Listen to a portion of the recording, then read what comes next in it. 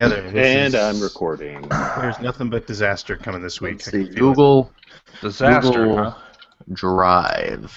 Disaster. That is French for El Disastario. Yeah. El Terrible. Yes. Me encanta. ¿Dónde está la biblioteca? Where is the library? Ay, ay, ay. ¿Dónde está Bueno. la ¿Dónde está la biblioteca? biblioteca? Where is la biblioteca?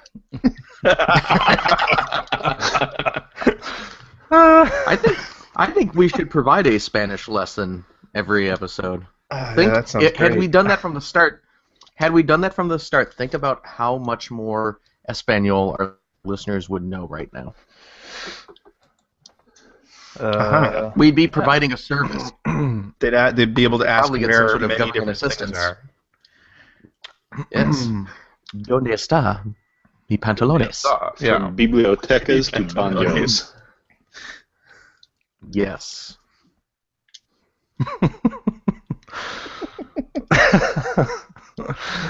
Everybody recording? Yeah. Oh, yeah. Except for Phil. Oh. I'm recording, I think. Okay. Let me double check. Yeah, I'm recording. Well, how about we do one of those claps that we do? Oh man. It's been a couple episodes since we did a clap. So, let's do that now. You ready? Sure. Mm-hmm. All right, get those hands ready.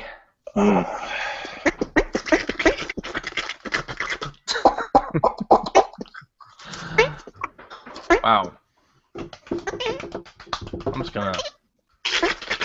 I'm just gonna let this play out. Let's see where this goes. All right, 3, 2, 1. Wow. L'chaim! Not one of those matched. Do it again. All right, ready? 3, Yes. 2, 1. Better. Yeah, that was better. We'll see. Better. Mm. Slightly better. Yeah. What are we doing? The Player One Podcast. Hello and welcome to it. Hello and Player welcome One to Nintendo episode 404 of the Player One Podcast for Monday, August 4th, 2014. I'm your host, Chris Johnston. With me, as always, is my co-host from California, Mr. Phil Theobald. What can I do for you today, sir? Nothing. You eating something there? You gotta do that I am. before the show, dude. And making Too late. his It's already started. triumphant return to the podcasting world after a few weeks off, Mr. Gregory J. Seward. 3 glorious weeks. Moving or tell me living with about your it. parents or something like that? That's my brother and his family, actually. That is Yeah. glorious. Mm-hmm. It's pretty good. Wasn't bad. And from the great state of Utah, Mr. Mike Phillips. Hello. I only had 1 or 2 of those weeks off, sort of. Yeah, But they you were had glorious. 1.5 of those weeks off. Yeah. Yeah. Glorious. Which, by the way, thank you again to Josh Hillier, Johnny Metz, and Brandon Kramer for coming in Indeed. and guesting. That was a lot of fun. Those were some fun episodes, for sure. We For laughed, them. we cried, we learned a lot. Oh, yeah, for sure. It's all good. Yeah. Yeah. How's the moving gone there, Greg? Everything back in its original place? More or less. Yeah. Yeah. Need to get some art up on that wall. Well, that's actually, we used to have, you remember that we had that big bit of art back there, but actually one of the things that I had to do, this is going to be boring, but we had to Good. get up to fire code in here, and that wall back there butts up against the stairway. So now there's actually two sheets of gyprock and a space in between there, so we can't hang big heavy things on that wall anymore. Mm. Oh. Yep.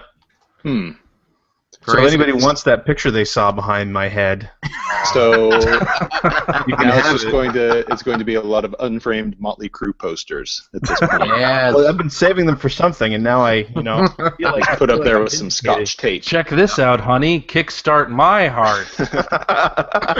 I'm the one they call Dr. Feelgood. He's the one that can make you feel all right. He's the one that called Dr. Feelgood. All That's what I was right. hoping for. All my knowledge of Motley Crue comes from the Genesis game Crue Ball. Mm-hmm. That's really all you need to know. Yeah. Other than the video for Girls, Girls, Girls. Well, Does it have girls in it? Cubed.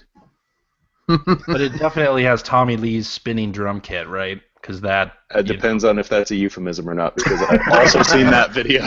yeah. Yes. Whoa! So I've got a little bit of a cold this week. Okay. You can hear that. I do not have the Ebola, although that guy is in Atlanta, That's funny. People die because of that. a few miles away Let's from make me. more jokes about that. Yeah, let's do it. It's pretty good. Like Pretty pretty, cool, much huh? always fatal. Yeah, that's cool. That's cool. That's only 90% fatal. Come Oh, on. okay. I'm sorry. Yes, lots of hand sanitizer and Kleenex going around in my household. Mm. I'm the last to get the cold. Anyway. Before that, it was just hand lotion and Kleenex. But like that one. Something different entirely. Did anybody watch the Last of Us One Night Live thing? No. I watched- watched some of it. I saw a smidgen of it. A smidgen? By a smidgen, I mean like one of the scenes.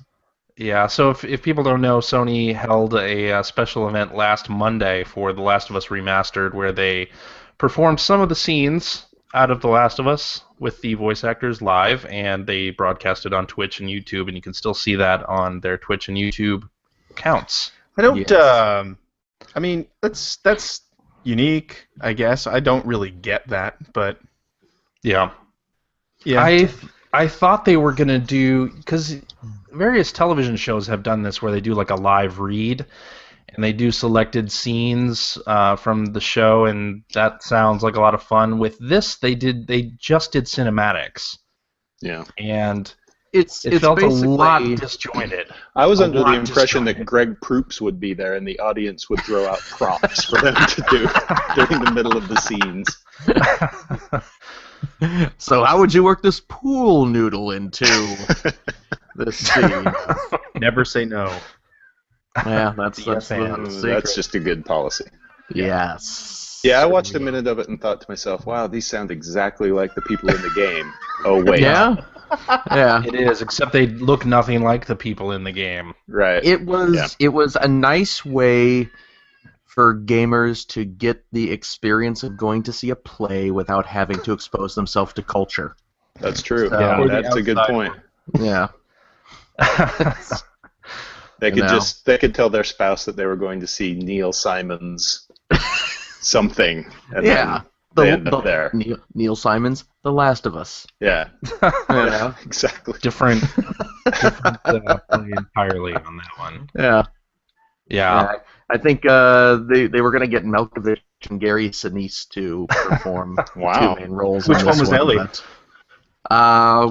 Malkovich, right? they swapped halfway through. Oh, okay. Well, that's Yeah, it's that pretty is high experimental. culture. Yeah. Yeah, it's And Druckmann kept alluding to the fact that this was very shoddily put together and hastily. He done. literally said shoddily put together. Well, he didn't say shoddily. No, Okay. he said that it was We've done a terrible job with this. Just to Very level short. set. a very short schedule, and apparently some of the actors had just flown in the and night boy, were before their arms tired. and had not I had the heard someone chance say that there was to rehearse. some kind of a surprise at the end or something like that, or there was going to be Yeah, a they surprise did at a the end? surprise at the very, very end. That was It's like an And epilogue, what was right? that? and apparently it was a Ellie's Nathan Drake's mother. exactly. It was an epilogue scene that Druckmann wrote that happens 4 months or 4 weeks after the end of the game, and it basically just amounts to Joel. Spoiler. Oh, Just spoiler. stopping you Okay. there, just in case you're going to spoil. Some people are just playing this game for the first time. Guess you're going to spoil this scene that does not exist. Well, it Well, follows this theme. Yeah. Anyway. anyway, I'm we not know gonna. Joel survives. I didn't say that he did or not. I just said the name Joel. That's it. I don't Tell me know. the scene. God damn it. You'll have to. Listen. Apparently, you'll have to look at it online. Seriously? I'm not No, gonna- you can just listen. Mm. All right, spoiler warning here. Stop Skip 30 seconds or a minute ahead if you don't want to be spoiled. Yeah, basically 4 months or weeks after the end of the game, Joel sings a song to Ellie in her room. Okay. And the big surprise is That's that it is Jason Derulo's Wiggle featuring Snoop Dogg. That's right. Joel explains to Ellie that he's incapable of love. Yeah, that's the one. She was a fast machine, Ellie. She kept her motor clean. She was the best damn woman that I've ever seen. It's like William Shatner playing Joel. Talking about Tess? Knocking me out with those American thighs. That's the worst Bon Scott impression I've ever heard. Oh, I try. Anyway, so they did that, and Yeah. that was fun. So it was just him singing a song? I guess so, yeah. Is it supposed to be like a father-daughter connection sort of thing? Maybe. Yeah, I don't Okay. know. I don't know for sure. Okay. He's in the There you go. bathtub and singing the Thermos song from Steve Martin's The Jerk. Nice. It's a really weird moment. Hmm. Hold on, Ellie. I've been practicing to sing the Totoro theme in Japanese. Hold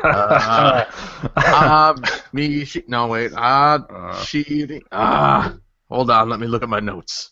Yeah, I know it says Totoro in here somewhere. Yeah. The little Hey, With the let's little go. box, Hey, but- let's go. the little sticks in the box means Totoro. So let me see if I can figure out the rest here. Yeah. Okay. I don't know. Well, Yeah, hold on. Let's think of some more funny / inappropriate songs. I think we could fill the next hour and a half with this. I'd rather talk about Club Nintendo.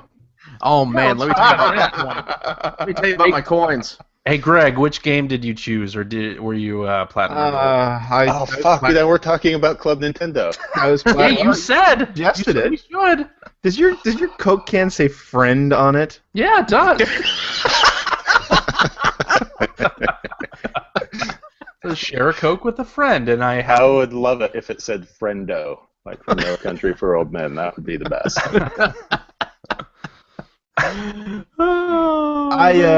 I got Earthbound because I don't have Earthbound, and I heard nothing but bad things about that Wario game. And Yeah. what a lame platinum award.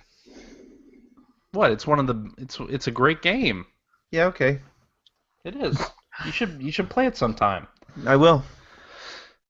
I don't believe you. You're right. Unconvincing. Very unconvincing. Alrighty. Well, should we move on to talk about? Now that we're done with last month's news, Yeah. Should we talk about some layoffs that happened and in the writing field and some of the blame that went around on Twitter from various journalists immediately, saying really. that it's Adblock's fault. If you people would just Yes. look at the web naturally in its natural form, The way God intended it. then this wouldn't happen. Don't you understand, customers? Yeah. Everything bad that happens to our company is your your fault. fault. Your fault, right? Maybe you should read our websites better, and then we wouldn't Yeah. have these issues. Or at all. Now go give some money to all of their little Indiegogo fundraisers because they have microphones to buy for their new podcasts. And Wow. Patreons to Harsh. donate to. Sorry, I'm getting a little bitchy. Yeah, when I go to Kotaku or IGN, etc. When I go to Kotaku, which I frequently do, HTTP. When I end up going to those sites, I mean, the ads that are on them it's a lot different than it was 10 years ago. You're not looking at banner ads. On Kotaku, anyway. Yeah, because everybody figured out that banner ads are so ineffective that they just... Right. On Kotaku, anyway, a video ad auto-plays over the text, and you have to wait for it to finish before you can continue reading. But you know what? And I don't wait for it to finish. I leave and never go back to that website. That's exactly right. That's what I do as well. Exactly it. Wait, CJ, wait, real quick. What? Is that a Mappy figure back there on your shelf with data? We're never going to finish one topic. We're constantly talking about things we see in CJ's feed. He's got a Mappy figure. Is that a position of the day sex book back there on your shelf? Glance, no. So yeah, to say that it's Adblock's fault, and then if you don't have Adblock on, have it be a terrible experience for the reader. Like, I'm not surprised people are using Adblock to begin with, and B, you definitely shouldn't blame your customers on the reason why no one's looking at your content. Maybe you should come up with a different plan. And let's be honest, even with Adblock on, most of the time it's a terrible experience for the reader. Yeah, most of the time. Well, yeah. I do not have Adblock installed, and I mainly use RSS feeds now for news, or I go to NeoGAF and check Twitter. I'm not reading any of these sites normally. Yes. That's what I'm trying to say. I don't know about in the sales departments or business departments of these companies if they view the readers as customers, but I know for goddamn sure that none of the writers on these sites view their readers as customers. Well, no. And haven't for ages. I mean, it's at best an adversarial relationship, and at worst they view them as a necessary evil. Yeah. Yeah. It seems like a lot of them have forgotten that they're still they're being paid to render a service at the end of the day. And a lot of them are still just writing for themselves and wondering why the world isn't, paying them to do so, or I don't know. It's really strange. And I mean, the whole internet, like the whole monetization of websites and stuff like that they're still trying. I feel like they're still stuck in like the old magazine days where, they just haven't figured out how to make money on the internet, and they're still trying to sell ads per column and stuff like that. It's just ridiculous. I would like it more if the web advertising was actually more like the old magazine days, where you could go to like the back of a website and see sketchy import shops. Chips and bits. Yeah. When you had to circle, I can order a game that doesn't even exist. Yeah.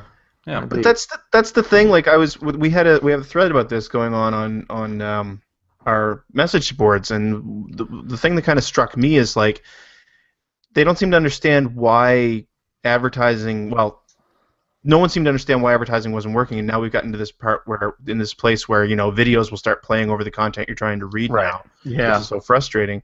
But it's like they're still trying to use the old magazine philosophy for advertising, but nowadays it's like, back then you could sell advertising, you sold it ahead of time. Any page you wrote on was already paid for. Yeah. In a magazine. Like, that's how it works, right? You sell the ads up front, so the page number is dictated by the amount of ads. And, you got to package sort of the run-of-the-mill stuff, like the basic, like, press release regurgitation and the review of whatever the biggest game was that month that every other magazine was going to have, but that got packaged alongside things like, your exclusive interview with Howard Phillips or something, right? Howard Phillips. Sold the magazine. Yeah, I'm just coming up with a name, but the thing is, I couldn't come up with back then. Howard Phillips. I'm talking about the old days. What about your exclusive Hideo Kojima? Mike Phillips. How's that? What about Shigeru Miyamoto? But nowadays they're using the same philosophy, but now like things like the latest regurgitation of a press release or the latest review of the big game that came out this week is being asked to do all the heavy lifting, and all the money's made after the fact. And the thing is that you've got a million other places you can go for that content. The supply has gotten so high and the demand has gotten so low, including publishers' own websites. They run their own blog and often have an ex-journalist, writing the content. Yeah, sure. So yeah, some of the time you don't even have to go to these sites anymore. Yeah, and like they churn things up so fast that the writing quality has gotten generally very low. Gotten very low. And Yeah, you don't get nearly as much out of 5,000 words on IGN as you do out of a 5-minute video you can get from the website of that publisher. Yeah. Yeah, and when Polygon started, I know they had very lofty goals for the content. Perhaps even what to Sonic change the very characters will face of games journalism. And then they've gotten rid of the features staff, and you have Ben Kuchera writing about the cooch. non-video game things. I think I saw a story on there today about Ghostbusters 3, the movie. Top 10 Sonic porn sites or something like that. Yeah, and then they had a Sonic fan art expert rating the portability of Sonic Boom's characters to real quick. That's not an actual thing. What? A Sonic fan art expert. That's not. That's not something you can actually be. Once a video game journalist calls you an expert on that, you can be a fireman. You have been branded as. You can be a police officer, but you cannot be. No, you can be a doctor. You cannot be a Sonic the Hedgehog fan art expert. Yeah. Well, it is of course sad and upsetting that people are losing their jobs, but video game journalism as a whole, these sites have to figure out some way to make money. Clearly, it's not working the way that they are operating, and what's going to happen is the PewDiePies and the YouTube generation going to take over that spot, or let's hope, because man, the world needs more PewDiePie. Yeah, totally. Yeah. Okay. That was like the best thing I saw written about it this week, as far as illustrating the problem is. It's like these websites pay full-time employees benefits and everything. And even if they don't pay them well, they're still paying them salaries, and they're paying benefits and all that sort of thing. Mm-hmm. And they're doing all these big setups and all this post-production for like a 10-minute video that does 10,000 hits. And then PewDiePie puts a microphone on himself and plays it, and yells at the screen and gets millions of hits. And people, there have been articles about that a lot of the big YouTubers are paid to play specific games. Gasp. What? And how terrible that is. So, oh my goodness. I thought that was my last source for truly unbiased the last bastion reporting, of journalism. It's not. They've gotten to the YouTubers. No. Yeah. So speaking of YouTubers, PewDiePie, why? The latest example of why Sonic the Hedgehog is a bad game, or rather overrated game, this particular one, that came up in the last week.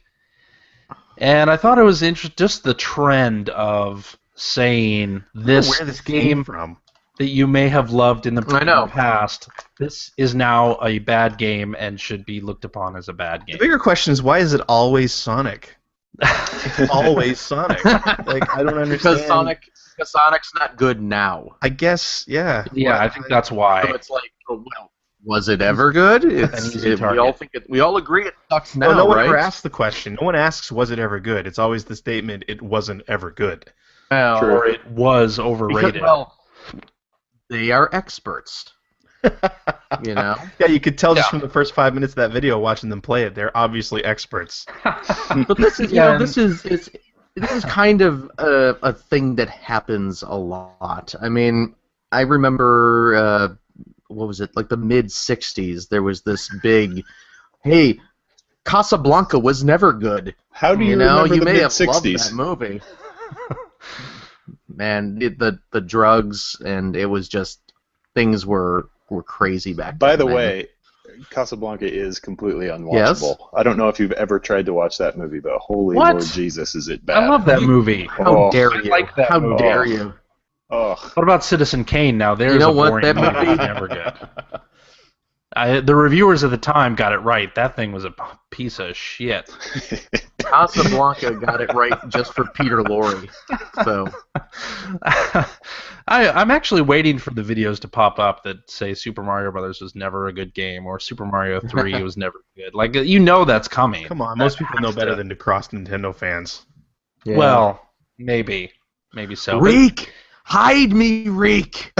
Come on, I mean not. You got to hide me, Reek. That's brilliant. Thank you. Brilliant. I would rather watch the David Soul TV series Casablanca. Oh, that was a thing, wasn't it? Yeah, I think we talked about that on the show Yeah, before. I think we did. Isn't there some of that on the Blu-ray for Casablanca? I'm pretty sure. Maybe. Well, Anyway. I don't own the Blu-ray Yeah, for really. Casablanca, Well, oddly enough. You're definitely asking the wrong group. I can't really say. Oops.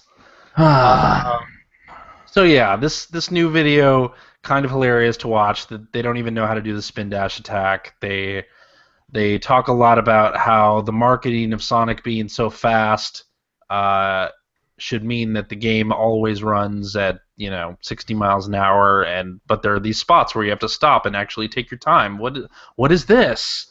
Like, it's not what it claims to be. This sounds like a stretch. Yeah. I tried to watch it and I got about 5 minutes in and it's a stretch. Or like, how would you Yeah. avoid this enemy that is 5 feet in front of you while you're running? It's like, well, press I had a jump down button. and go into the spin dash, and you'll have no problems. And they were complaining about these sections in like mechanical plant zone where the game plays itself. You go into this little pipe and it starts hurling you around, and you don't even have to do anything. And that's somehow bad game design. I have the same problem in Super Mario Brothers when I go into a pipe. Suddenly it's like, oh, the game just pulls me down into the pipe. What if I didn't want to go down into the pipe when I pressed down on the pipe? That's a good point. Good point. Yeah. Ridiculous. So, good times on that. I'm sure this is not the last we'll hear of that. You know what?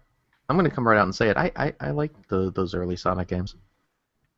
I still do. I still do. Except for 1, 2, and 3 and CD are good, and then it goes into those are the early Sonic games. You know, much. Sonic and Knuckles not good. Like the first Sonic, I really, really like that first Sonic game. I actually like it better than Sonic 2. I do too. I think, it's. I definitely think it's better than Sonic 2, and I love the graphics. I love just the design of the stages. I love the music is amazing. The level design is apparently terrible, and the sound of these fireballs being shot at you is terrible. I don't know. Haven't you heard them? Nah. Were they playing the GBA version? No, they were playing the Genesis game. Oh, really? Oh, okay. Genesis game, yeah. Okay. They had a Genesis controller in their hand anyway. Really? Yeah. Wow. Exactly. Mm-hmm. So IGN printed an article, speaking of websites and articles, that said, why do so many people hate indie games? Do people hate indie games? Really? And this was taken from, I guess, just looking at the comments section when IGN does a story on an indie release, how many people complain about it.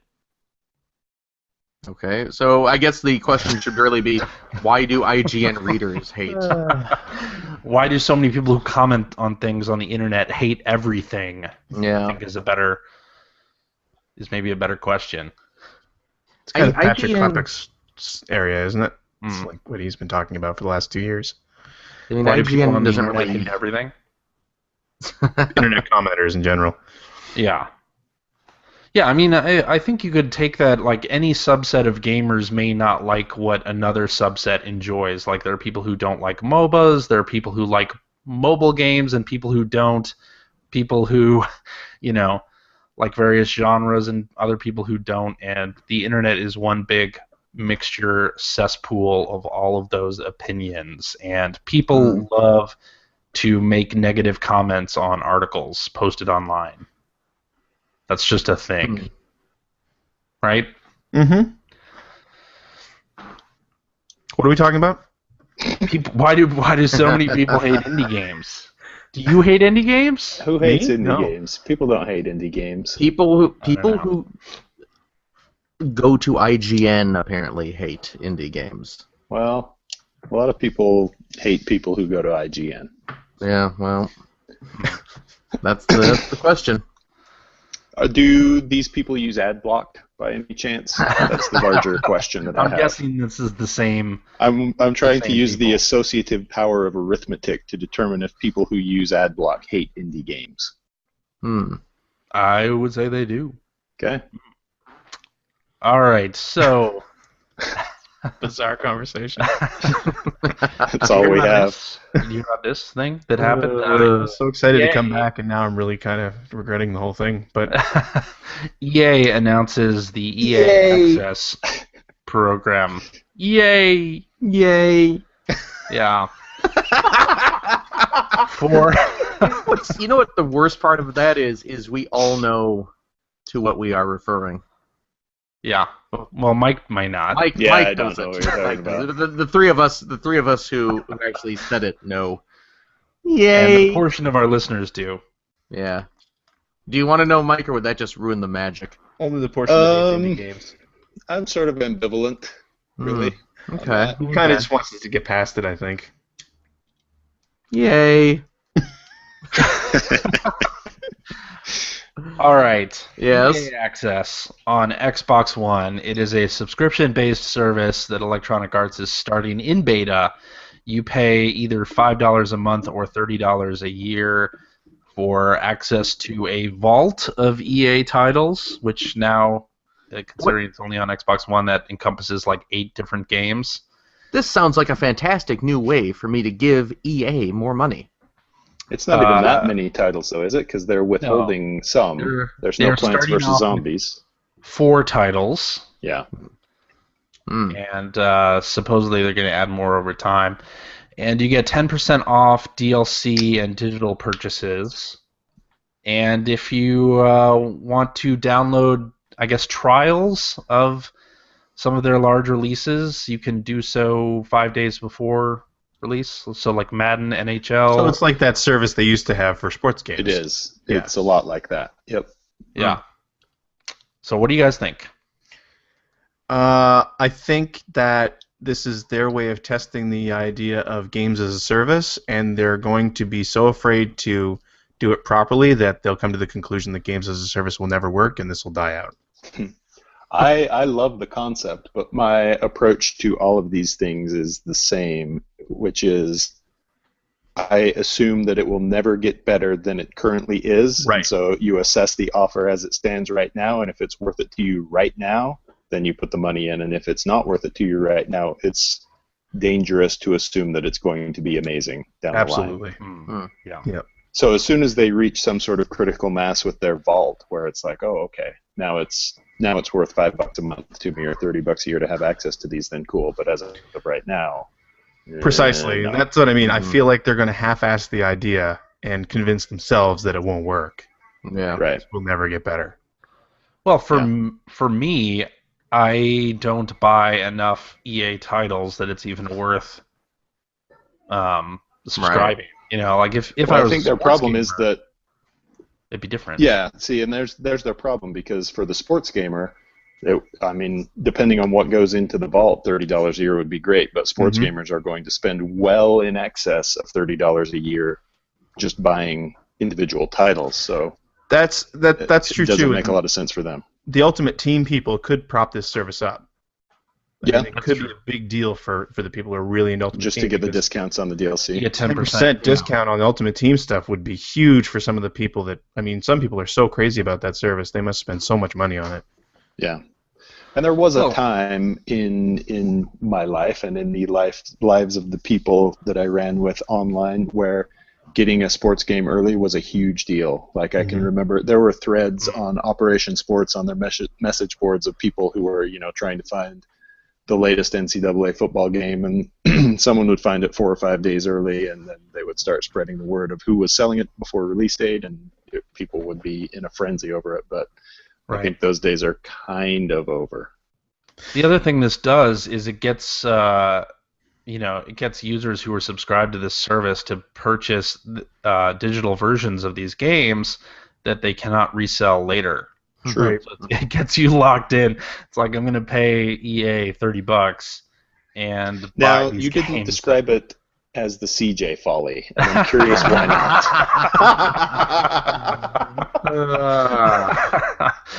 We were all thinking it. That is an established industry term at this point. Established industry term.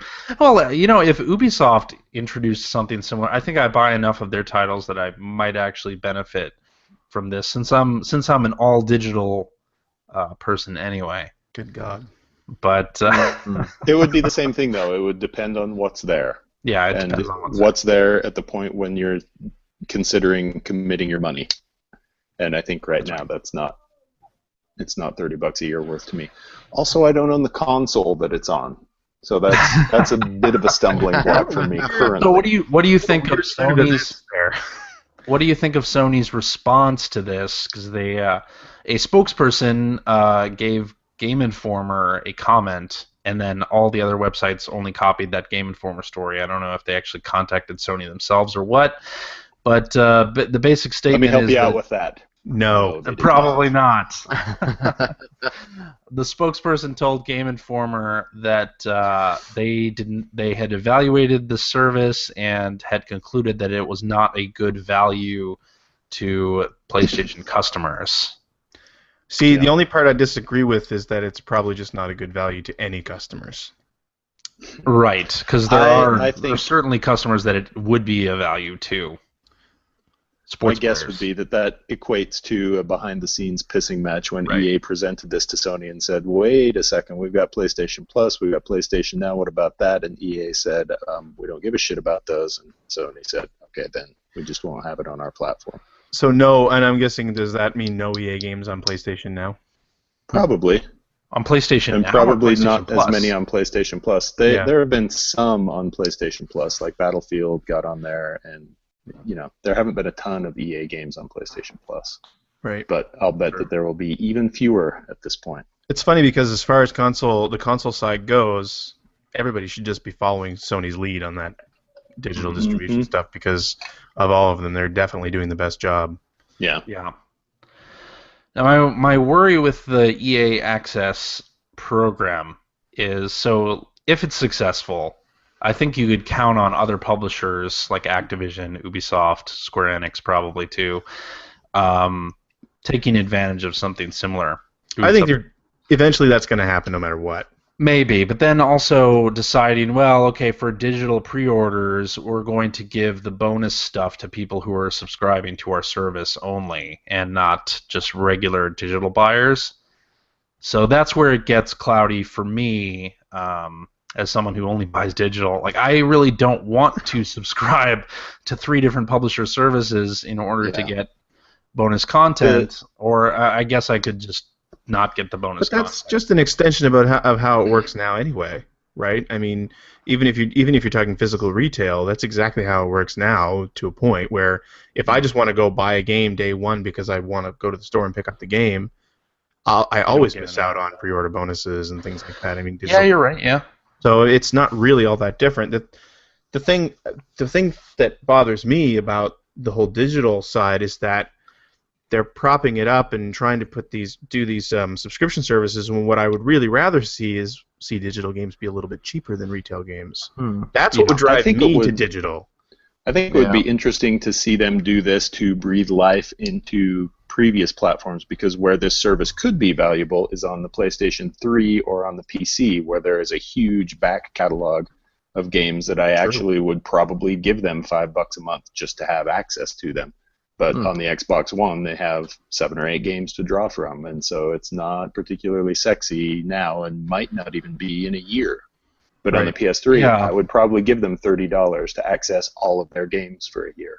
Yeah, it is interesting that they chose the Xbox One as a platform only, instead of do Xbox One and PC, since we can also do it there without having to deal with platform holders. Well, you have to wonder how much of that was Microsoft stepping in and saying, well, we'll give you this amount of money to make this an Xbox One exclusive. Microsoft, we will do anything. Please just bring customers to our platform. Yeah. Customers who are aching to play some Peggle for $30 a year. Yeah. Exactly. And I heard it bandied about on some other podcasts about, well, if there's an EA game that I want to play, like let's say NHL is coming out this month, I'll just pay the $5 for that month, download it 5 days early, and cancel. And for that, I have to wonder how easy it's going to be to cancel this thing, because I know that canceling Xbox Live by itself is not as easy as going into a menu and ticking a box. Is it as easy as canceling Comcast? You actually have to dial the phone and call and cancel it, and like, how easy is this thing going to be to get rid of once you've signed up?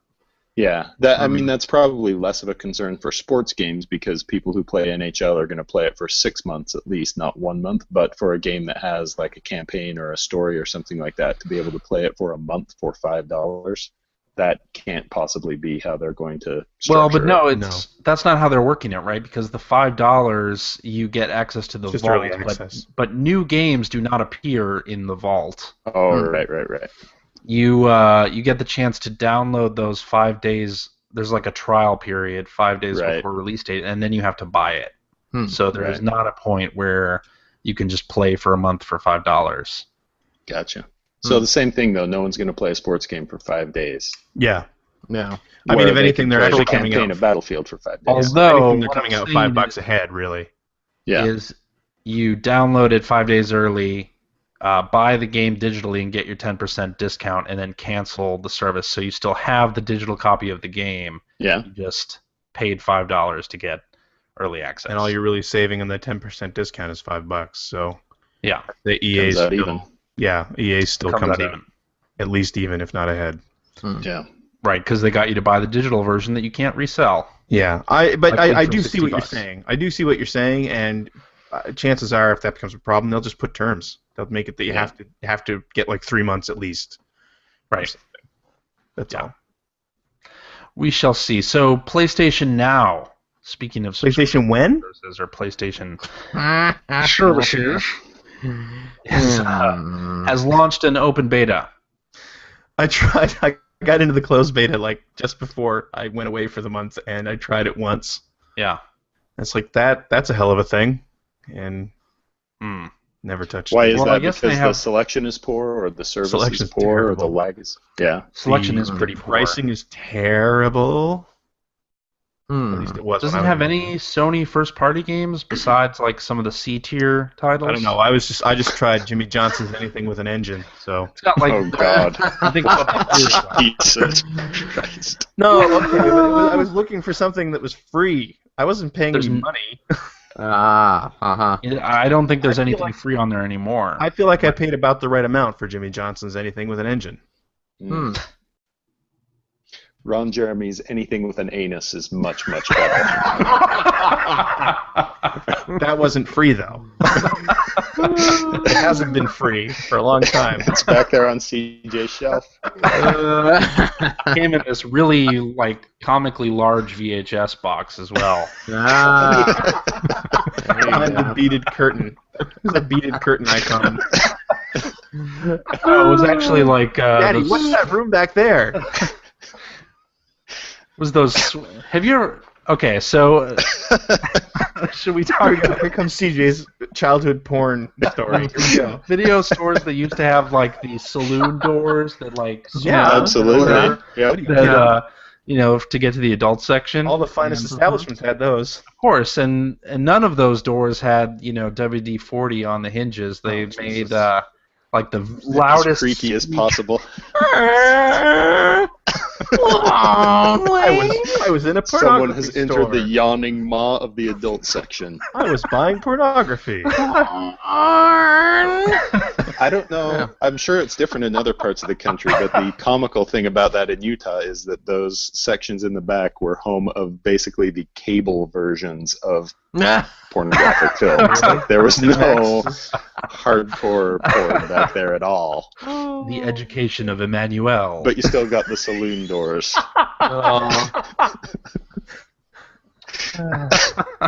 National Lampoon's Vacations back there because you get to see Beverly D'Angelo's boobies briefly. All right, back to That's what it PlayStation is. now. Right. Yes. So, And a lot of people are complaining about the pricing, and to me, this is what happens when video game publishers get to decide how much it costs you to rent a game instead of Redbox deciding how much it costs you. Of course, it's going to be expensive and seem ludicrous. No. Shouldn't be. It shouldn't be. But yeah, $5 for a week doesn't seem that bad. No. That seems I thought it was okay. It's some of the other ones that I think are terrible. $2.99 for a 4-hour rental. What? Yeah, that's dumb. And you've got a fair I haven't checked it in almost a month, but at that point you had a fair amount of stuff on there that it was more expensive to rent for a few weeks than it would be to go out and buy it. Right. There's a bit of a disconnect there. For sure. But so nobody has tried it except for Seward a little bit, and I tried it for Dead Island. Jimmy Johnson's anything with an engine ran fine. Dead Island ran well. I couldn't tell if it was PS Now that was making it run bad, or if the game or if that game was just shitty. The interface when I tried it seemed pretty awkward though. Like it's like you kind of opening up a shell. It actually reminded me a lot of the Wii mode on the Wii U. Right, where you kind of opening up a shell of another system in the OS, and it's kind of a weird setup. It is a weird setup. Yeah. I don't know. I might use it for those 1 week rentals. Like if you had days off work and there was a game you wanted to try, and you just sure. I mean that could work. But yeah, some of those other prices are just dumb. Agreed. Yes. Alrighty. Hey, should we take a break? Come back and talk some games. Why not? Why not? Let's do it. Okay. Take a quick break. Okay. Anyone have to actually break? I'm mostly just going to play Zelda. Yeah? I'm finally playing through Ocarina of Time. Really? On the 3DS? Played through it. Yep. Nice. Do you like it? I was really enjoying it up until the water temple. That's pretty much That'll do it. That was almost enough to kill it for me, although apparently the water temple in the 3DS version is better than it used to be.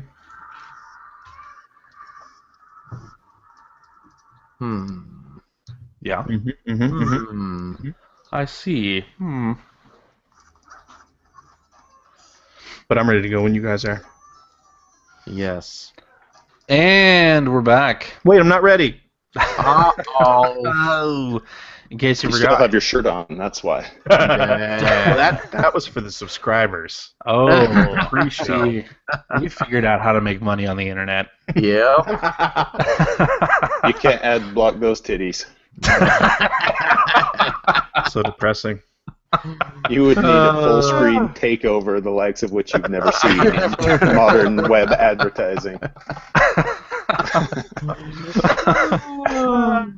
No, stop! Don't autoplay this video. Yeah. Oh man. Alrighty. Yeah. So, you're listening to Player One Podcast, by the way, in case you forgot, in case it wasn't abundantly clear. It is a little bit hard to tell. Something was going to be abundant if I took my shirt off. Oh. Yowza. Yahoo! All right, let's talk about what we've been playing.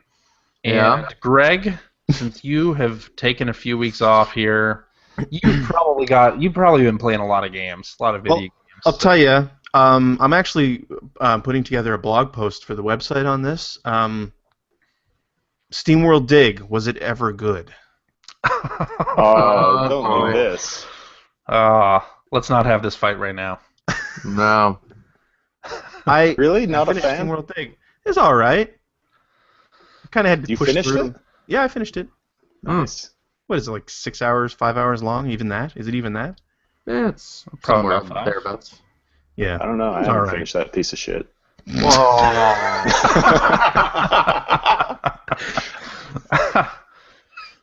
That's a good game. Come on. It is It's a an good game. okay I love game. that game. It's an okay Yeah. game. That's a great. It's a think it's great an okay little game.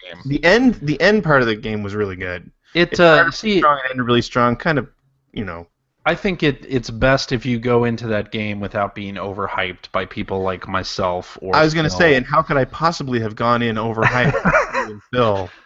Phil buying every copy known to man. From as game of the generation, maybe, I don't know. No, but, you think? Yeah, it could be. I don't Most want overhyped game of the generation. Why you got to be? I'm just like kidding, that? by the way. I didn't dislike the game.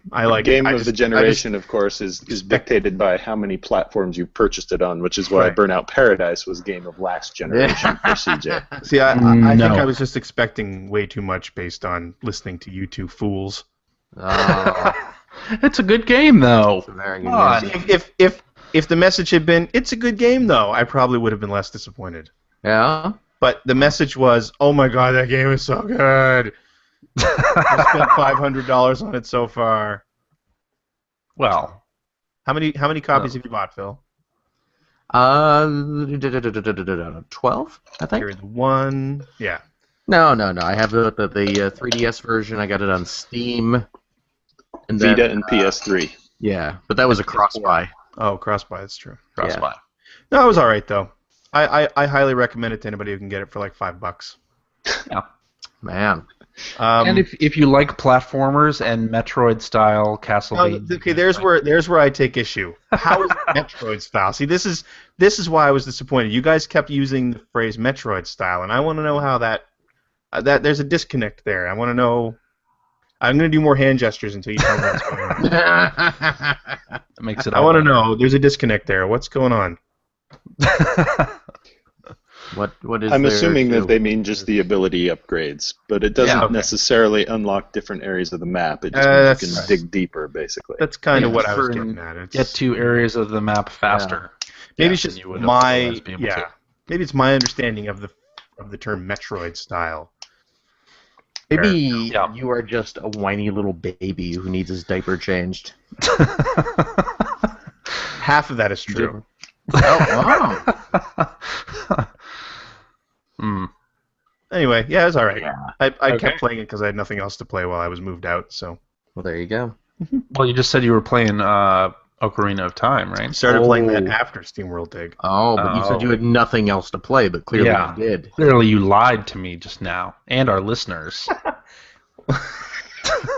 Why do you hate freedom? I got nothing. I'm not going to sit here and talk about Ocarina of Time. All I know, Greg? I didn't realize how much of that game I didn't play back in the 90s. Oh, yeah. It's a fine video game. Greg? Yeah. Have you stopped beating your wife? I'll get back to on that. That game was a huge disappointment to me back in the day. Ocarina of Time? I think we've already talked about that too, yeah. Well, the problem with it is that it's not Link to the Past. Well, it's following up Link to the Past, and it's basically Link to the Past with the camera tilted down, where Mario 64 was a totally radically different Mario game, which is sort of what I was expecting. I can't argue with any of those points. Yeah. Yes. I really enjoy it. I thought I really enjoyed it back in the day until I realized that I only ever really played it to the point that you become adult Link. Because everything since then has been a completely new experience for me.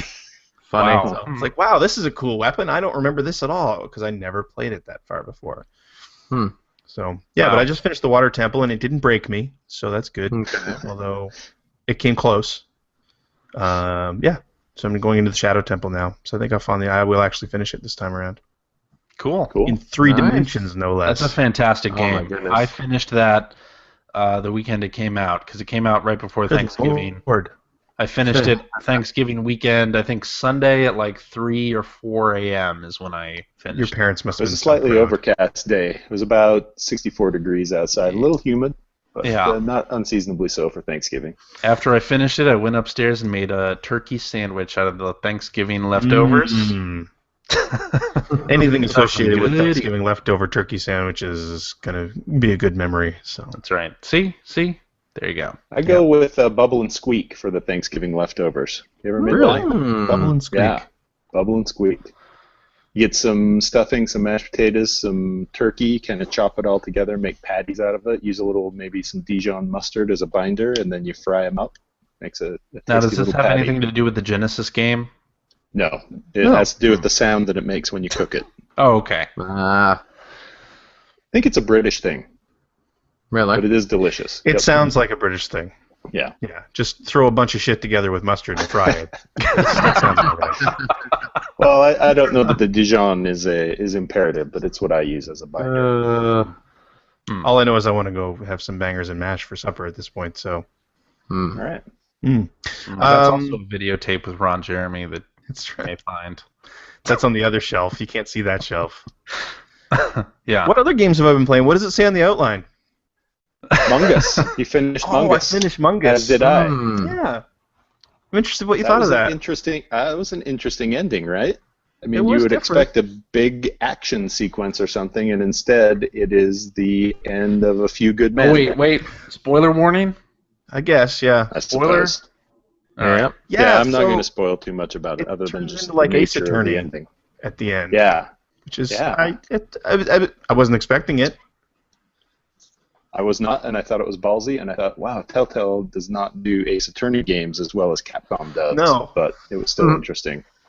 Did you ever play Wing Commander 3? Did you ever play through that? Yes. Did you It's a play through fine game. Yes. Because that ending Yeah, reminded me actually. so much of Wing Commander 3. You're right. Yeah, you're absolutely right. That is And interesting. I felt just as useless during the end of that game as I did at the end of Wing Commander 3 as well. I was totally guessing at what I should be saying at some points. And also, I was surprised that the jury, or whatever you want to call them, were like so easily swayed from one question Yeah, to the what a next. It was bunch of like, Easily led automatons. What the yeah, hell? they just back and forth, like swaying like the tide or something. It was very strange. He's evil. Yeah, but I'm not. That's a good point. Yeah. Get him. Sounds amazing. Huh. It was cool though. But yeah, I liked it. It was like you say, it was totally unexpected, and it was pretty ballsy to try. And I don't know if it was completely effective, but it was different. Yeah. I didn't have to tear somebody's throat out. I also really liked the whole fight with Bloody Mary. And she was Yes. a great character. She was. I really wish the series had been longer, just so she would have been around a little bit more. Yeah, she entered late and then was not around all that long. And then stole it completely. Yep. But Yeah. yeah, I She really was dug good. it. They did a good job on that. For the many season pass sales they've had, it's definitely worth picking that series up and giving it a shot, because it is different from anything else they've done, and it's such a cool universe and very cool characters. They did a And good job. while that engine is still not fantastic, it does seem more stable in that game than it does in The Walking Dead. Yeah, I don't know how. I totally agree. It's like there's What about very that few hitches, glitch? whereas The yeah. glitch GIF. Well, that was hacked. Yeah. Is it? That was a hack. Yeah. The whole That was series fun on of purpose. him doing the pole dance. It's like the funniest thing ever, but it was. Oh my god, I laughed so hard at that. I still laugh at that. Too funny. And then I also finished the 4th episode of the Walking Dead. Yeah. What do you think about that? I'm trying to remember what happened. Spoiler alert. Just saying. Happened. Just going to give people a few seconds here to pause if they want to. Yeah, totally. I'm feeling kind of yanked around vis-a-vis Kenny. I'm supposed to like him. I'm supposed to hate him. I'm supposed to Yeah. like him. I'm supposed to hate him. I just want to keep hating him. I like the way it ended. I really like the ending of this episode, I have to say. Yeah. Just because it put you in a situation that it feels like this season hasn't done enough of, where it just puts you in these really hopeless situations, and you actually had an interesting choice to make when you saw, I even forget the name of the woman who had the baby, but yeah, that's the thing, man. This season, I don't even know the names of the characters. My still don't know favorite the part names of was, the what's characters. the other younger girl with the glasses? Her name's Sarah, right? That you Sarah. have to- They yeah. did not give a shit when she died. Nobody cared. My favorite thing, though, is when man, you're I- trying to I fire probably her up shouldn't to- be listening to this conversation, when you're having trying to not- get her to snap out having and come not back played to that you. episode. I was thinking I'm to gonna- myself, I'm gonna go over here for a second. I haven't played this final episode yet. I keep forgetting it's out. I Well, gathered it's not the that. final episode. It's only episode 4. Well, okay. Well, we're So, going to talk I'll about be- something here, so I just have one more thing, and Okay. it's not. You're trying to psych Sarah back Give up me to join give you. me a right? wave or Yeah. something. Phil, Oh, Phil for can't stop Christ's talking. sake. We'll give you a Phil, wave, fine. Yeah, get out. So There. you're trying to fire her back up to join you, and I was sitting there thinking, if one of the options is to slap her, I'm going to laugh. And then it comes down to the only way you can get her to join you again is to slap her to get her to snap out of it. I was getting so frustrated with that bit because it's like, are you asking me to reason with her? It's not working. Like, let me hit her because it's such a movie cliche. But exactly, I love that. That's in every TV show and every movie ever made. In real life, has that ever worked on anyone ever? Like, I'm willing to you try. need to snap out of it and just smack him across the face. That'll work. The thing that got me though is that obviously, to me, it seemed obvious you could leave her behind, and it would have changed that conversation. But then later in the game, when you have to choose between her and the other nameless character, I can't remember, when the deck falls apart, I didn't try to save Sarah, because I thought she was done for. I tried to save the other person, and nobody reacts. Like, not one character has a reaction to Sarah dying. It's like, did they hit her that much, or is it just that they didn't program it to the point that they thought Sarah would actually be there at that point in the game? Yeah, it was weird. Nice. So are you still enjoying that, or is it wearing on you as it's wearing on me? I really feel like I would be enjoying it more if they had condensed the releases. Yeah. Because I feel like I'm meeting these characters for the first time every single time I play, because they don't have enough character. Like, that was the thing with Wolf Among Us. I was irritated. I am irritated with how long it took that series to finish up. Because I think the first episode came out at the end of last year. It did. Yep. And it's only been 5 episodes, for God's sake. But right. They're very specific. They're very interesting characters in general in that game. So you kind of, like we've been saying, like Bloody Mary just steps on the screen and you're already kind of, wow, that's a cool character, and then she speaks and it's even better. And whereas with The Walking Dead, so many of them are just, they seem like retreads of characters that were in the original series, but not as interesting. Yeah.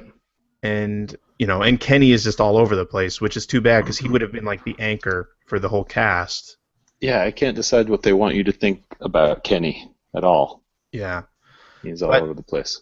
It has good moments. It's just, like throwing the baby into the whole thing was a cool idea, and the fact that the mother turned at the end of the episode was cool. I'd like to know how that happened.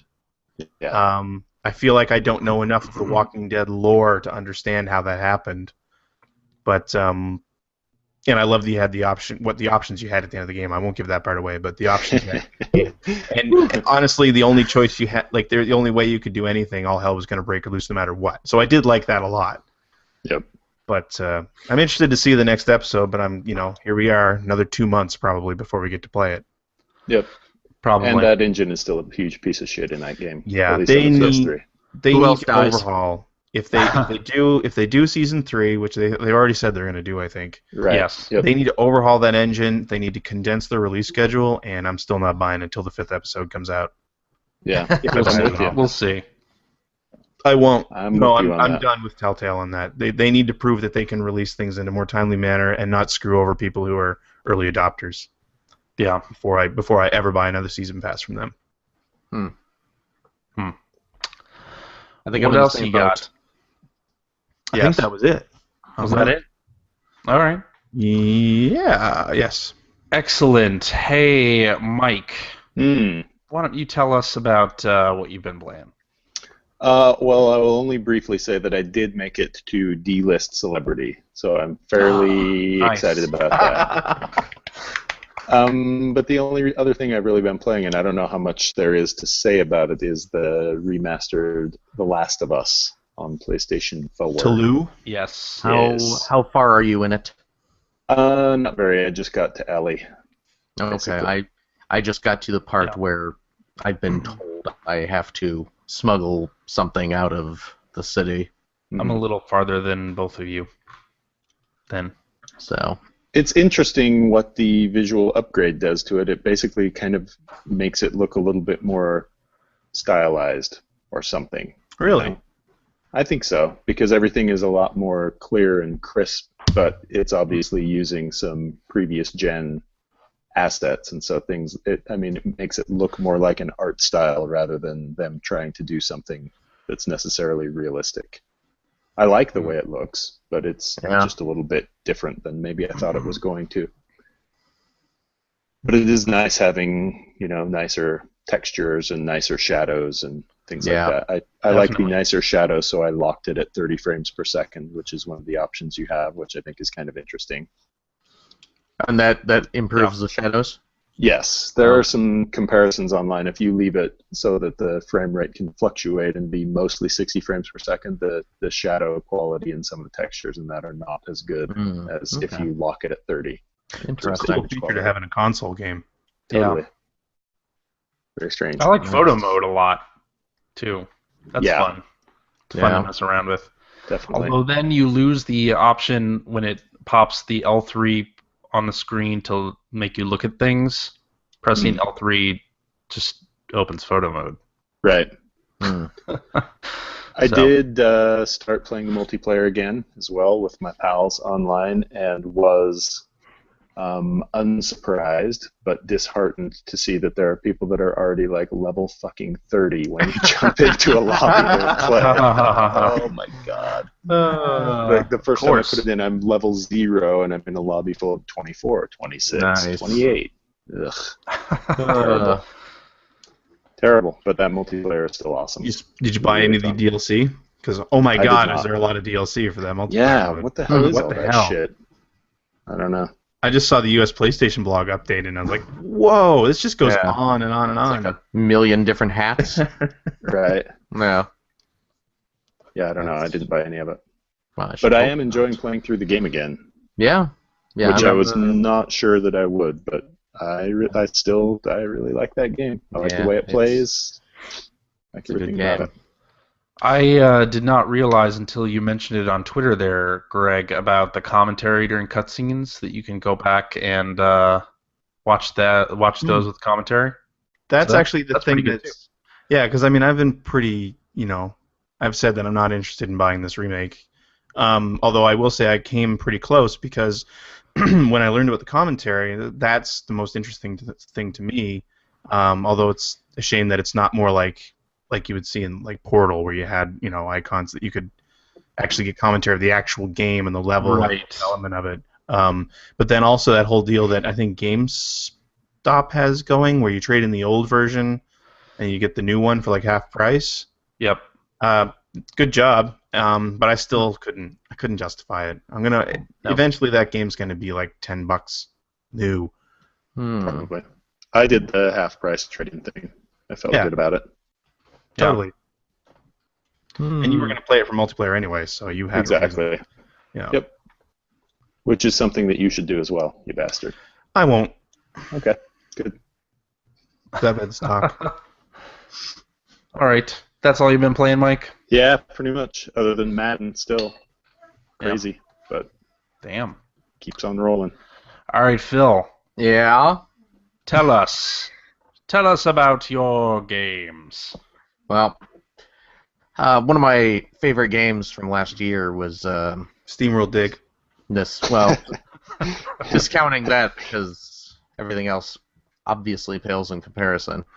But this Sony put out this game about post-apocalyptic, The Last of Us, and this past couple 2-3 months they just released an updated version of it with fancy new graphics. And whoa, Finn, get back in the house! That's kind of one of the basic rules about child rearing, is you need to be able to keep them in the house. Yeah, lock those doors. He's apparently getting good at opening doors. Like one of them velociraptors. There we go. Like a little Rory Calhoun up on his hind legs. He was testing the fence. Thank you. Glad that went over. He remembers. Yeah. He remembers.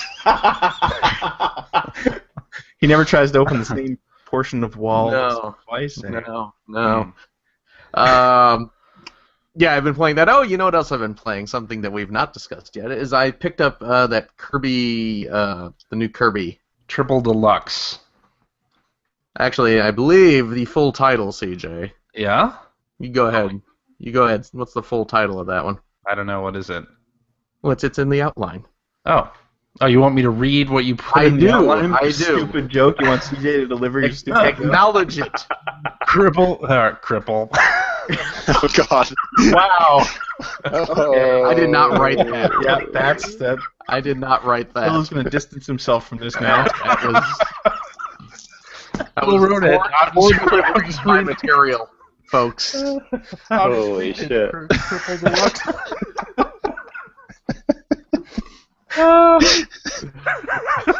Dude, you're going to get us in trouble again. That's okay. We're just a small podcast. Yet another one of CJ's accidental slurs. Happens. Come to the video games, stay for the accidental racism. Kirby Triple Double Barbecue Deluxe with bacon. Yes. There you go. There we go. Finally got it out there. The joke, And I gotta say, CJ's joke was way better. Yeah. Oh, I can't argue that.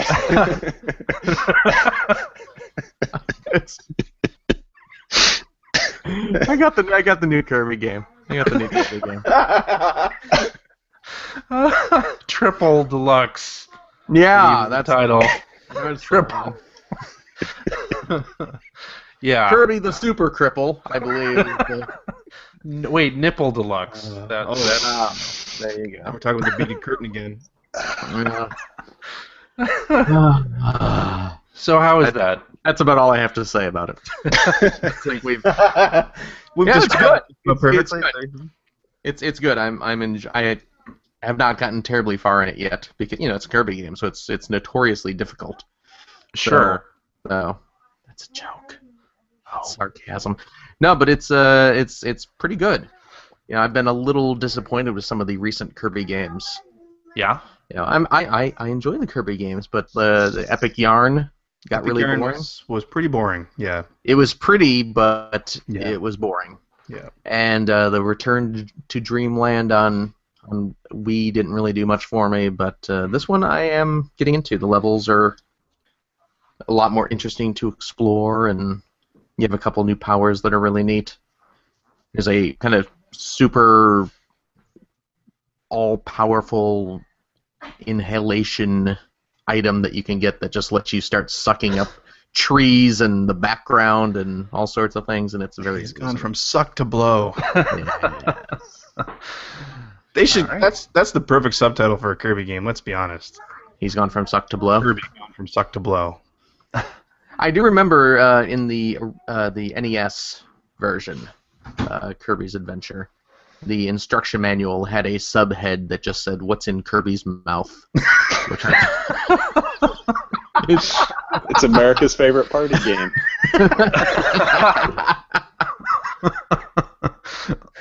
So, hey, Yikes. it was a late release on the NES. They knew that nobody was going to be. It was for proofreading charity. An instruction manual.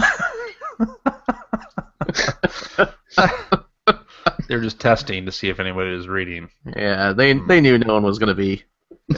People were focused on the SNES at that point. They didn't have time to copy edit all those pages of an NES manual. So. Yeah. But yes, it's good. If you enjoy Kirby games, well, CJ, you enjoyed the Kirby games, don't you? I do. You like those baby but games? like you, I have been sort of disappointed in the Right. difficulty level in the last few. And the platforming hasn't been all that great. My problem has not been the difficulty level, because Kirby games have always been very easy. Yeah. But there's a very Excitement easy level. game It's been a problem. that that is fun to play, and a very easy game that is just kind of boring. And lately, Kirby has been drifting into the boring side. So Right. yeah, but Triple Deluxe kind of gets past all that, and I'm really hoping that we see that trend continue, because I would like Kirby to be fun again. Yeah. Yeah. Would be good. All right, well, I've been playing Rogue Legacy. Okay. Canadian game. That is my favorite Star Wars game. And I've been playing it mostly on the Vita, actually. Although I downloaded it for both PS4 and Vita, and it does something with cross-save that I wish most cross-save games had done from the beginning, and I haven't seen it until now, where the game basically just auto-updates the save file. It auto-uploads it. Oh, nice. Basically, each time you play, and sometimes even during play. So you can go directly from the Vita to the PS4 and continue right where you left off. It's pretty great. I like that. It's cool not idea. something like Sly Cooper Thieves in Time where you have to select from the menu to upload the cross save or download the cross save. Like, it does all that in the background, which is great. And it even because I started playing it on the PS4 and switched over to Vita, and it said your save on the Vita is newer than the one on the cross-save server. Do you want to overwrite it? And I said yes, because I had not played it on the Vita yet. And it's been working great. Been able to shift from platform to platform seamlessly. So what do you think of the actual game? Yeah.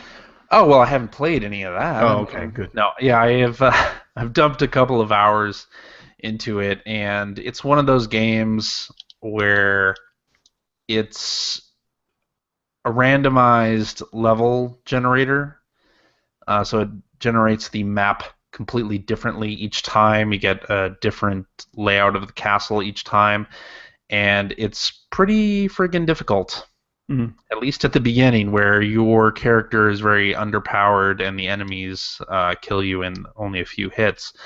And then it works sort of like Infinity Blade in that you play, the descendant of the person you were just playing as. And you can select from like 3 different options, and your heirs have different traits to them. Yeah. So, like, one may have glaucoma, and you can only see things that are very close to you, and one is like vertigo, and everything is upside down, including the menus. So it does some pretty interesting things with that, and when you die, you get to keep the coins that you gathered, and you can use those to sort of build up your castle and stats.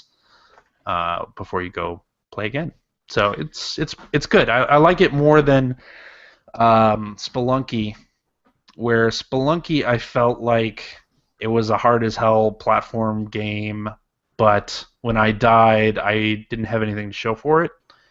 Whereas Rogue Legacy, since you gain gold and you can level yourself up, you have some continuity there. So I feel like it respects time spent more than Spelunky did. For me, it's definitely less punitive than a game like Spelunky, but I still feel like it is too punitive for me. Like, even though you get to keep some of that, it feels like you get to a point where you're reaching diminishing returns and you don't have enough gold to do the things that you want to do, and it seems like you sort of get stuck in a loop.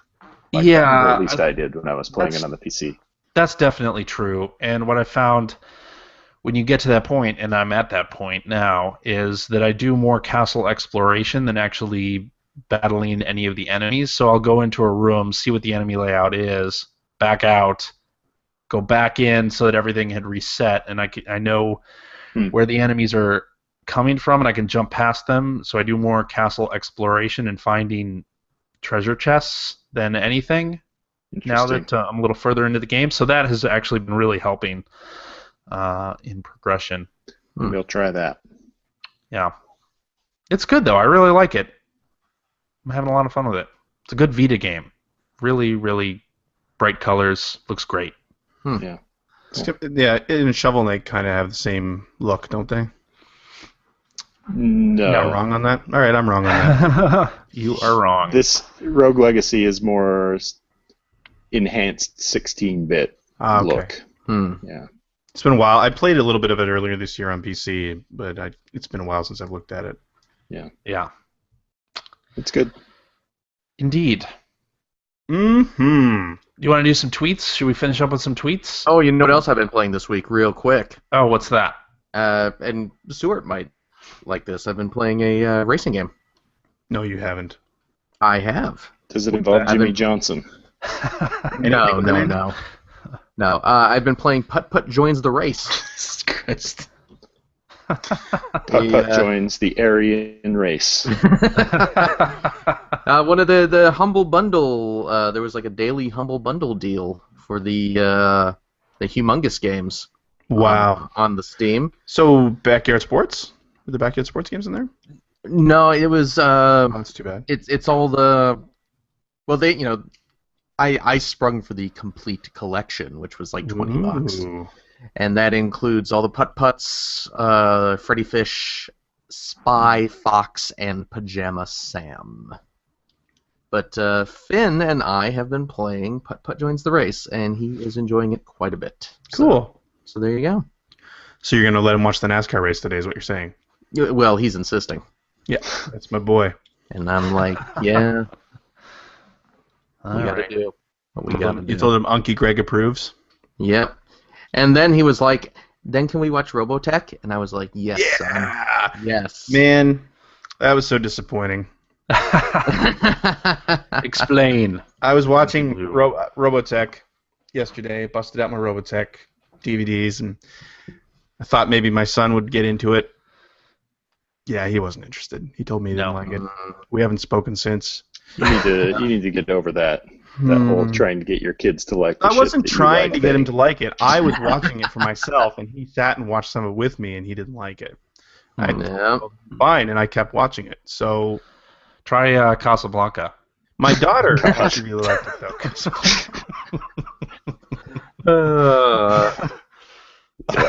Because I tried that with Charlotte, and she loves it.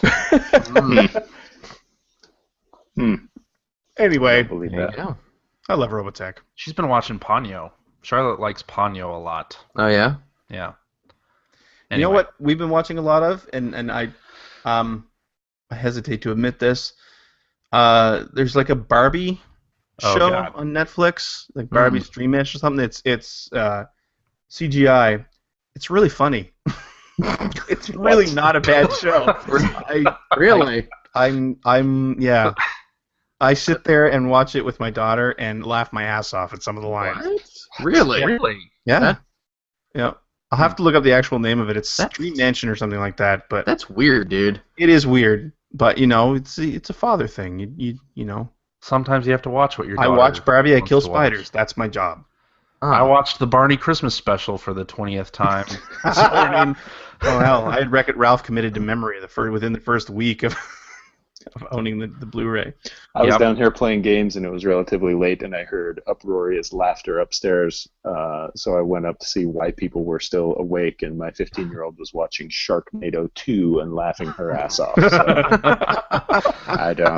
bad entertainment choices all around. I feel my children are not ready for Sharknado 2. Probably not. No.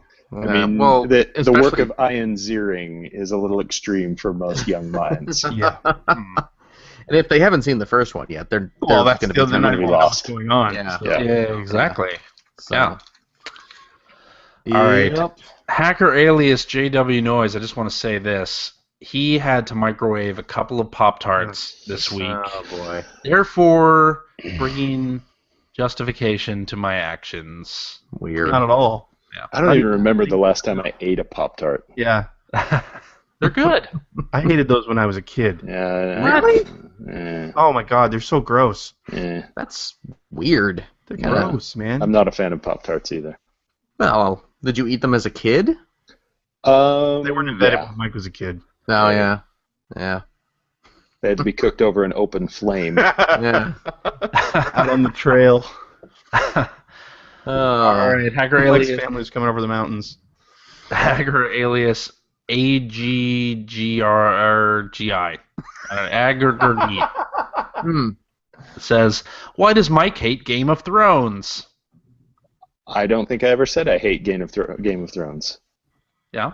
You're just not a fan of That wouldn't fantasy, make right? sense because I have never watched Game of Thrones. Ah. Yeah, it's based on a number of 1,000-page books about dudes with swords and dragons.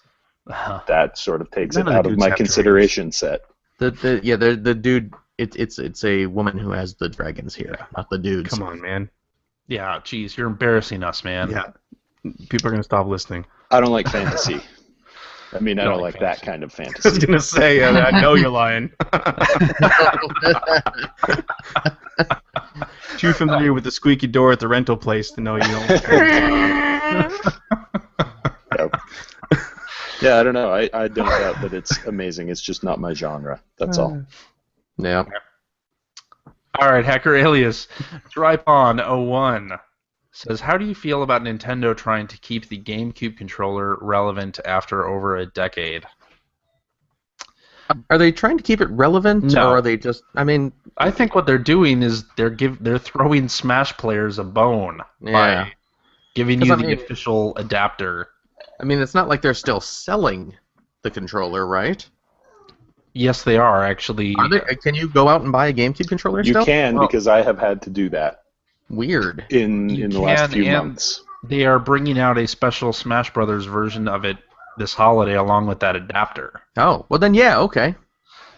But the only reason that that controller and the adapter exists is Smash Brothers. It's not like Right. I would not expect people who are expecting them to add GameCube functionality to existing Wii U games are probably going to be in for disappointment.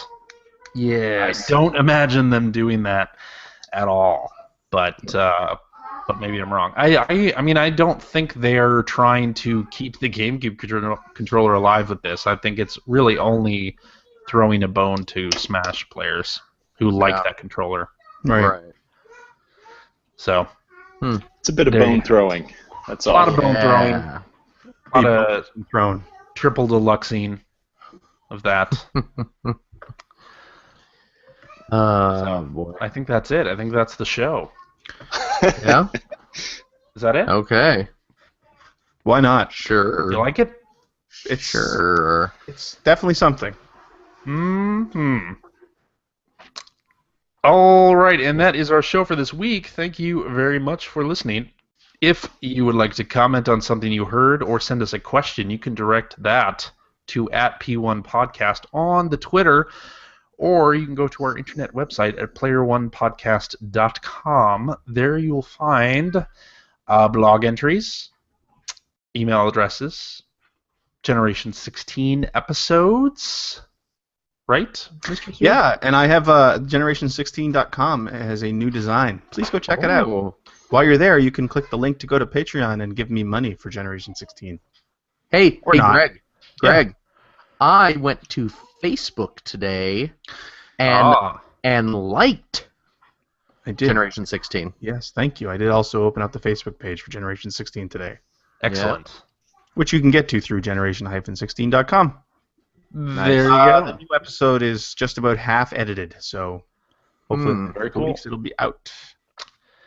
Very cool. And we also have a message board there where you can discuss this episode with us and our other listeners. Boy, the new Generation-16.com sure looks a lot nicer. It does, doesn't it? Yeah, let me Looks weird make with sure my Adblock Adblock on. is running on it. Yeah. Who are those funny-looking men? Oh. If you ever see any people who look like that, you run the other way. That's Yes. right. Yeah. If you'd like to subscribe to the Player One Podcast, you can do so by visiting player1podcast.com or by going to the iTunes Music Store. While you're at the iTunes Music Store, you can also invest $1.99 Cheap.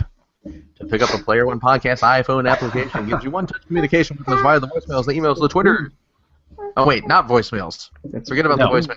Yeah, forget about But all that other stuff, sure. We also have all of our episodes ready to stream right to your listening device. And hey, Android cell phone, telephone users. Player One Podcast, iPhone applications available for your listening devices and all for that same $1.99.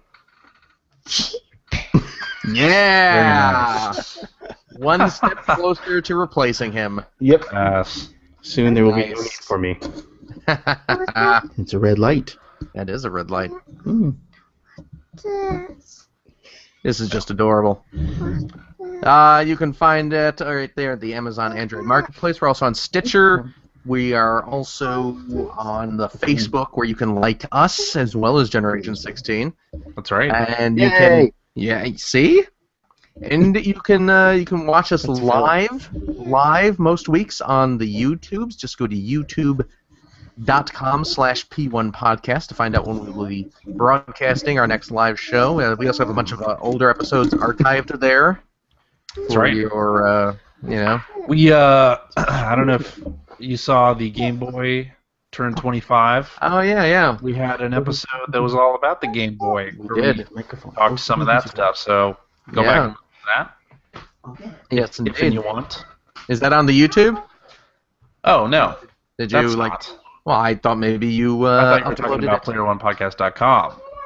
Well, no. I was talking about the YouTubes. Forget I said anything then. I was telling everyone that if you're well, on YouTube, I'm sure somebody did a Game Boy retrospective. That one wasn't us, but you know. If you're getting sick of PewDiePie, you can go over to our YouTube channel. Mm-hmm. Where are our million hits? I can't imagine why we don't have them. I can't think of a single reason.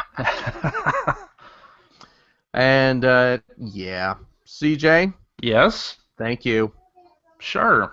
Greg. Hi. What are you brandishing there? They're mittens.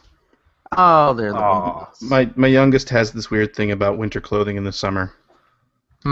So, yeah, we're getting her tested. Well, well, best of luck to you with that, and thank you for joining us, Greg. Finally. Glad to be back. Yeah. Thanks for not completely replacing me. Good thing you were gone for so long getting those house renovations because it looks so much different now. Isn't that frustrating? 3 weeks to take a picture down off the 3 wall. 3 weeks to do absolutely nothing. Mike!